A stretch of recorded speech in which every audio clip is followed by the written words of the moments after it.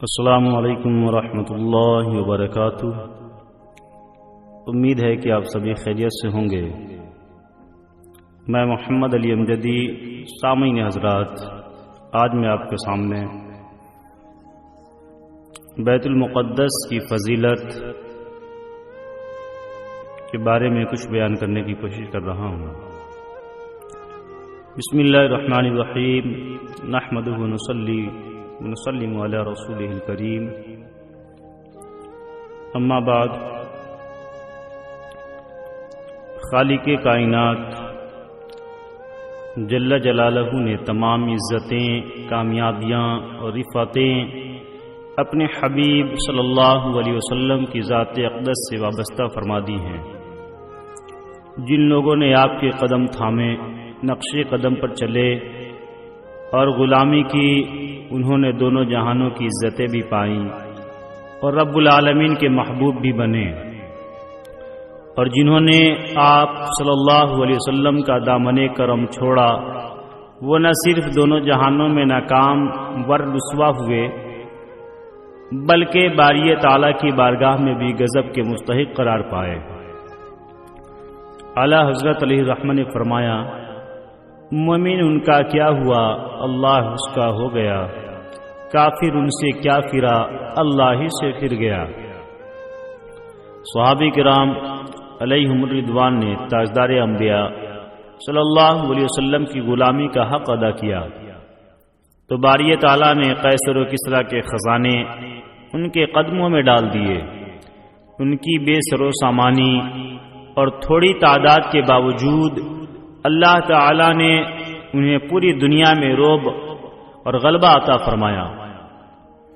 آج مسلمان اپنے آقا صلی اللہ علیہ وسلم کی غلامی سے دور ہو رہے ہیں، تو کثیر تعداد، فوجی طاقت اور ایٹمی پاور ہونے کے باوجود غیروں سے مروب اور خوفزدہ ہیں، بلکہ ان کے ظلم برداشت کر کے انہی سے داد رسی کا مطالبہ کرتے ہیں۔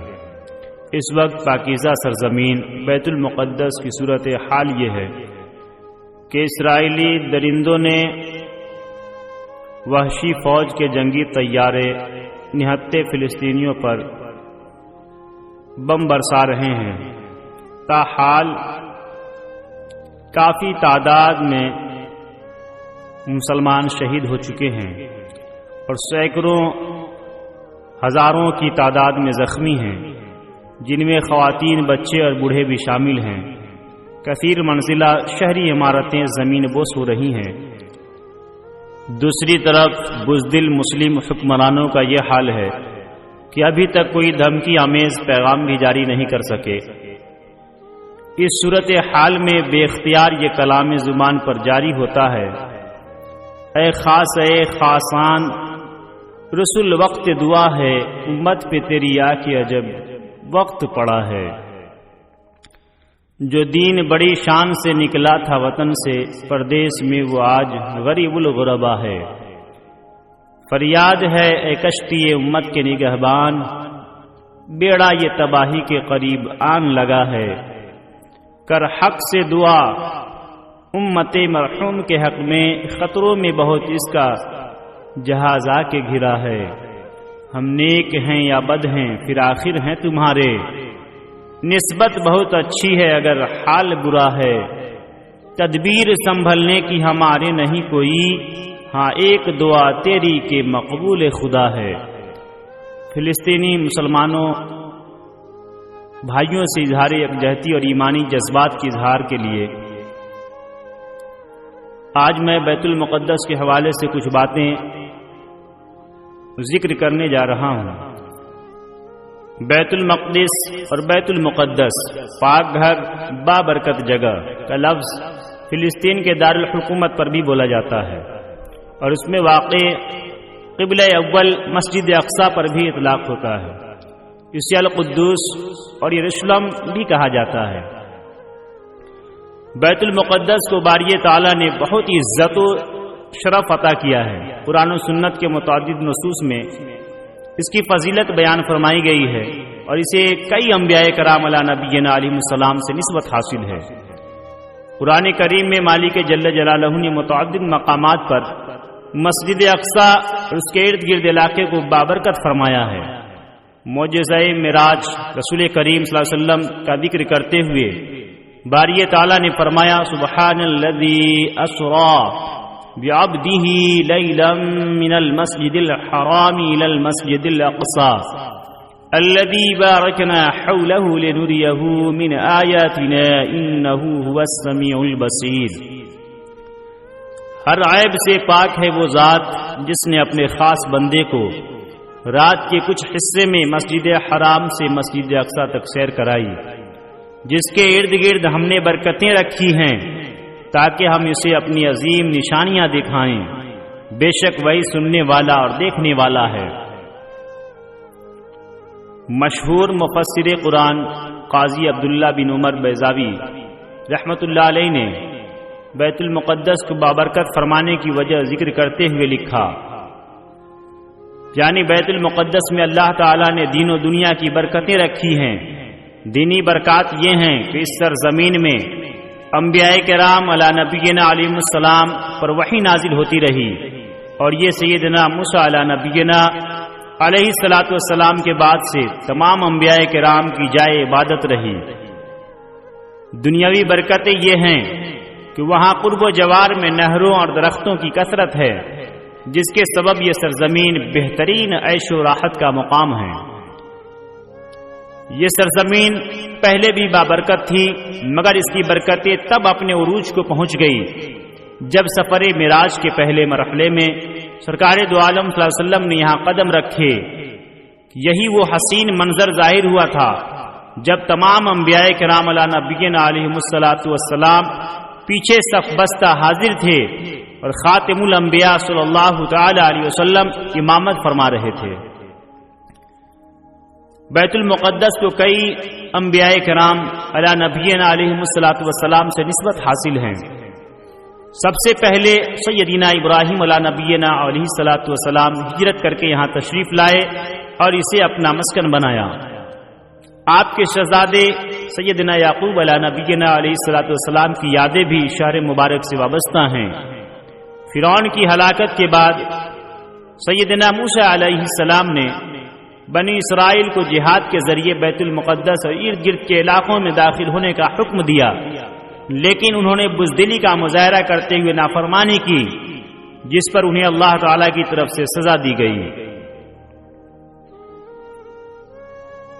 مسلمانوں کے علاوہ یہودی اور عیسائی بھی شہر مبارک کی تعظیم کرتے ہیں۔ جب سیدنا داؤد علیہ نبینا علیہ السلام کو اللہ تعالی نے حکومت عطا فرمائی تو آپ نے بیت المقدس کو سلطنت کا دارالحکومت بنایا، اور آپ کے شہزادے سیدنا سلیمان علیہ نبینا علیہ السلام کے دور میں بھی یہی شہر دارالحکومت رہا۔ سیدنا سلیمان علیہ نبینا علیہ السلام نے ہی مسجد اقصی کی تعمیر کو مکمل کرایا، اور آپ کا مزار پرانوار بھی یہی ہے۔ سیدنا سلیمان علیہ نبینا علیہ السلام کے وصال پاک کے بعد بنی اسرائیل بدعمالیوں میں مبتلا ہو گئے تو شاہ بابل بخت نصر بیت المقدس پر قابض ہوا اور یہاں تباہی مچا دی۔ اسی دوران انبیاء کرام علیہ السلام کے مبارک تبرکات والا تابوت سکینہ غائب ہو گیا، جس کا آج تک پتہ نہیں چل سکا۔ شاہ بابل نے یہود کو دریائے فرات کے کنارے آباد کیا اور اس بستی کا نام تل ابیب رکھا۔ یہی شہر اسرائیل کا دارالحکومت ہے۔ حضرت عیسیٰ علیہ نبینا علیہ السلام نے بیت المقدس کی سرزمین پر ہی اعلان نبوت فرمایا۔ 7ویں صدی کے آغاز میں شاہ روم ہرقل نے بنی اسرائیل کو بد کرداری کی سزا میں بیت المقدس سے نکال دیا۔ ایک عرصہ تک بیت المقدس پر حکومت کے لیے ایران اور روم کی جنگ جاری رہی۔ اسی دوران نبی کریم صلی اللہ علیہ وسلم نے اپنی نبوت کا اعلان فرمایا، اور اللہ تعالی نے قرآن مجید میں آیت نازل فرما کر یہ غیبی خبر دی کہ رومی غالب آئیں گے، اور بعد میں ایسا ہی ہوا۔ سیدنا ابو ذر جندب رضی اللہ تعالیٰ عنہ نے رسول کریم صلی اللہ علیہ وسلم سے پوچھا کہ زمین پر پہلی مسجد کون سی بنائی گئی؟ تو آپ صلی اللہ علیہ وسلم نے فرمایا المسجد الحرام، روئے زمین پر اللہ تعالی کا سب سے پہلا گھر مسجد حرام ہے۔ انہوں نے عرض کی مسجد حرام کے بعد کون سی مسجد بنائی گئی؟ آپ صلی اللہ تعالی علیہ وسلم نے فرمایا المسجد الاقصی، روئے زمین کی دوسری مسجد مسجد اقصی ہے۔ انہوں نے پوچھا ان دونوں کا درمیانی عرصہ کتنا ہے؟ فرمایا 40 عاما، یعنی مسجد اقصی مسجد حرام سے 40 سال بعد بنائی گئی۔ مزید فرمایا ثم الارض له مسجد فحيثما ادرکتک صلاتی فصلی، مفہوم یہ کہ اب میرے دنیا میں آنے کے بعد پوری روئے زمین سجدہ اور نماز کے لائق ہے، جس پاک جگہ بھی چاہو نماز پڑھ سکتے ہو۔ تو اسرائیل بیت المقدس کو اپنا دارالحکومت قرار دیتا ہے، مگر پوری دنیا بیت المقدس کو فلسطین کا دارالحکومت سمجھتی ہے۔ تاہم 7 دسمبر 2017 کو مسلمانوں کے خون کے پیاسے سابق امریکی صدر ٹرمپ نے بیت المقدس کو اسرائیل کا دارالحکومت تسلیم کر لیا۔ سورۃ الروم اس حدیث پاک میں دونوں مساجد کی پہلی تعمیر مراد ہے۔ پھر ویرانی کے بعد مسجد اقصی کو سیدنا سلیمان علیہ نبینا علیہ السلام نے تعمیر فرمایا۔ سیدنا رافع بن عمیر رضی اللہ تعالیٰ عنہ نے رسول اللہ صلی اللہ علیہ وسلم سے راوی ہیں کہ جب سیدنا سلیمان علیہ نبینا علیہ السلام نے مسجد اقصی کی تعمیر مکمل کی اور اس خوشی میں جانور ذبح کیے تو اللہ تعالی نے فرمایا کہ میں اپنے گھر کی تعمیر پر خوش ہوں اور آپ جو چاہیں مانگے میں عطا کروں گا۔ تو انہوں نے اللہ تعالی سے 3 دعائیں کی کہ اے اللہ، میری پہلی دعا یہ ہے کہ میرا فیصلہ ہمیشہ تیرے فیصلے کے مطابق ہو، میرا فیصلہ تیری مرضی کے خلاف نہ ہو۔ دوسری دعا درخواست یہ ہے کہ مجھے ایسی بادشاہی عطا فرما جو میرے بعد کسی کے لائق نہ ہو۔ تیسری التجا یہ ہے کہ جو شخص بھی اس مسجد اقصی میں حاضر ہو اور صرف یہاں نماز پڑھنے کے لیے ہی آئے، اس کا دنیاوی مقصد نہ ہو تو تو اس کے تمام گناہوں کو معاف فرما دینا۔ آپ صلی اللہ علیہ وسلم نے فرمایا ان کی پہلی دونوں دعائیں تو قبول ہو چکی، تیسری کے بارے میں میری امید اور دعا ہے کہ وہ بھی قبول ہو۔ سیدنا سلیمان علیہ نبینا علیہ الصلوۃ والسلام نے بادشاہی کا سوال بعد میں کیا، پہلے اللہ تعالی کی مرضی کے مطابق فیصلہ کرنے کی توفیق مانگی، کیونکہ حکومت مل جانا کامیابی نہیں، کامیابی یہ ہے کہ حکومت اللہ کے حکم کے مطابق ہو۔ ایک مفہوم یہ ہے کہ مجھے بطور معجزہ ایسی بادشاہی عطا فرما جو میری نبوت کی دلیل ہو اور کوئی بھی اس کا مقابلہ نہ کر سکے۔ تو 1700 ہجری تقریباً 638 میں امیر المومنین سیدنا عمر رضی اللہ تعالی عنہ کے دور خلافت میں مسلمانوں نے فلسطین کو فتح کیا تو بیت المقدس بھی مسلمانوں کو زیر انتظام آ گیا۔ بیت المقدس کی فتح نہایت ایمان افروز ہے۔ جب مسلم افواج نے اجناد دین کو فتح کر لیا تو رومی سربراہ نے سیدنا عمر بن عاص رضی اللہ تعالیٰ عنہ کو پیغام بھیجا کہ اللہ کی قسم تم اجناد دین کے بعد فلسطین کا کوئی علاقہ فتح نہیں کر سکتے، واپس چلے جاؤ، اور اس سے پہلے جو فتوحات حاصل کر چکے ہو ان پر مغرور نہ ہونا ورنہ شکست اٹھاؤ گے۔ آپ نے بھی اسی دھمکی آمیز خط لکھا۔ رومی سربراہ کے ساتھیوں نے اس سے پوچھا تمہیں کیسے معلوم ہے کہ عمر بن عاص اس علاقے کو فتح نہیں کر سکتے؟ تو اس نے سابقہ کتابوں کے علم کے مطابق سیدنا عمر فاروق اعظم رضی اللہ تعالیٰ عنہ کا نام لیا اور آپ کے اوصاف بیان کر کے کہا کہ بیت المقدس فلاں شخص کے ہاتھوں فتح ہوگا۔ سیدنا عمر بن عاص رضی اللہ تعالیٰ عنہما سمجھ گئے کہ اس علاقے کی فتح فاروق اعظم رضی اللہ تعالیٰ عنہ کی تشریف آوری سے ہوگی۔ چنانچہ انہوں نے امیر المؤمنین رضی اللہ تعالیٰ عنہ کو خط کے ذریعے تمام صورتحال سے آگاہ کیا۔ فتوح الشام کی روایت کے مطابق اسلامی افواج امین امت سیدنا ابو عبیدہ بن جراح رضی اللہ تعالیٰ عنہ کی قیادت میں جب اس شہر مبارک میں پہنچے تو اس قلعہ کو فتح کرنے کے لیے 4 ماہ تک لڑائی ہوتی رہی مگر کامیابی نہ ملی۔ بالآخر ان کے بڑے راہب نے قلعے کی دیوار پر چڑھ کر سیدنا ابو عبیدہ رضی اللہ تعالیٰ عنہ سے کہا کہ ہمارے شہر کو صرف ایک ہی شخص فتح کرے گا جس کے اوصاف ہماری کتابوں میں لکھے ہوئے ہیں اور وہ تم میں نہیں ہو۔ آپ نے فرمایا تمہاری کتابوں میں اس کے کیا اوصاف لکھے ہوئے ہیں؟ اس نے کہا جو شخص ہمارے اس شہر کو فتح کرے گا وہ محمد صلی اللہ علیہ وسلم کا صحابی ہوگا اور اس کا نام عمر بن خطاب ہوگا جو فاروق کے لقب سے مشہور ہوگا اور وہ دین کے معاملے میں نہایت سخت گیر ہوگا، اللہ کے کاموں میں کسی ملامت کرنے والے کی ملامت کی پرواہ نہ کرے گا۔ سیدنا ابو عبیدہ رضی اللہ تعالیٰ عنہ جیسے ہی یہ بات سنی تو مسکرا کر فرمایا رب کعبہ کی قسم ہم نے اس شہر کو فتح کر لیا۔ پھر آپ نے راہب سے فرمایا تم جن کا ذکر خیر کر رہے ہو وہ ہمارے خلیفہ ہیں، ہمارے نبی صلی اللہ علیہ وسلم کے جلیل القدر صحابی ہیں۔ راہب نے کہا اگر واقعی ایسی بات ہے تو تم جنگ روک دو اور انہیں یہاں بلاؤ، ہم ان کو دیکھیں گے، اگر ان میں تمام صفات وہی ہیں جو ہمارے علم میں ہیں تو ہم ان کے لیے شہر کے دروازے بغیر جنگ کے ہی کھول دیں گے اور ان کو جزیہ بھی ادا کریں گے۔ آپ نے یہ بات منظور فرما لی اور امیر المؤمنین رضی اللہ تعالیٰ عنہ کو تشریف آوری کے لیے خط بھیجا۔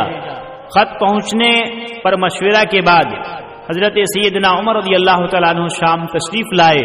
جب بیت المقدس کے قلعے کے قریب پہنچے تو عیسائی راہب نے آپ کو غور سے دیکھا، غور سے دیکھنا شروع کیا اور تھوڑی دیر بعد بلند آواز سے کہا خدا کی قسم یہ وہی شخص ہیں جن کی صفات ہم نے اپنی کتابوں میں پڑھی ہیں اور انہی کے ہاتھوں پر ہمارا شہر فتح ہوگا۔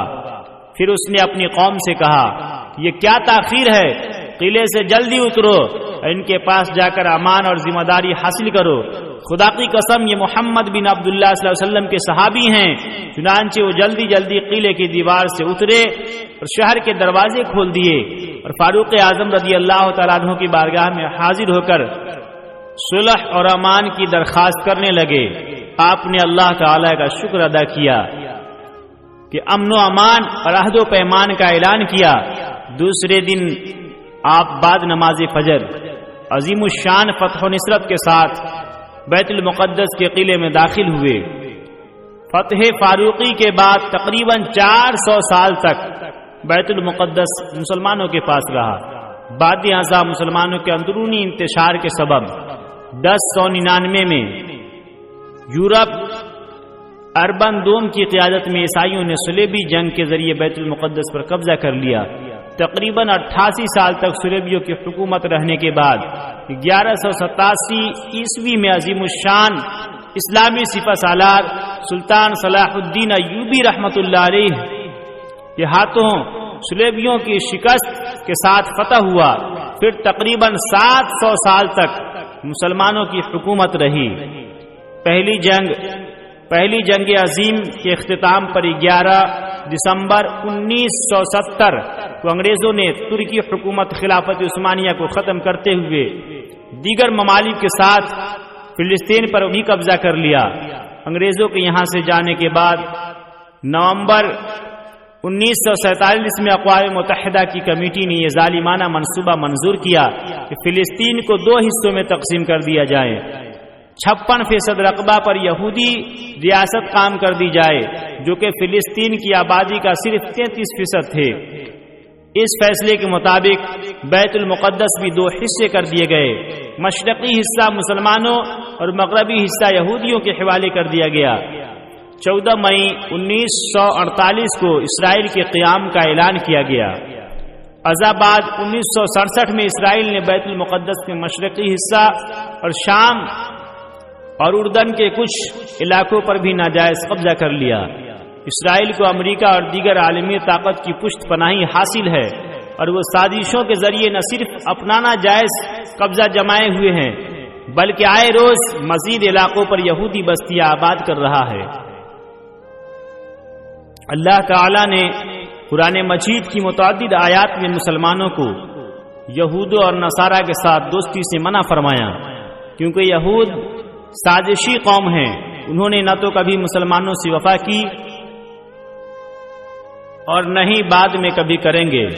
ارشاد باری تعالی ہے، یا ایھا الذین آمنوا لا تتخذوا بطانة من دونکم لا یألونکم خبالا ودوا ما عنتم قد بدت البغضاء من افواههم وما تخفي صدورهم اکبر قد بینا لکم الآیات ان کنتم تعقلون، کہ اے ایمان والوں غیروں کو رازدار نہ بناؤ، وہ تمہیں تباہ کرنے میں کوئی کسر نہیں چھوڑتے، وہ تو چاہتے ہیں کہ تم مشقت میں پڑ جاؤ، بے شک ان کا بغض تو ان کے منہ سے ظاہر ہو چکا ہے، اور جو ان کے دلوں میں چھپا ہوا ہے وہ اس سے بڑھ کر بھی ہے۔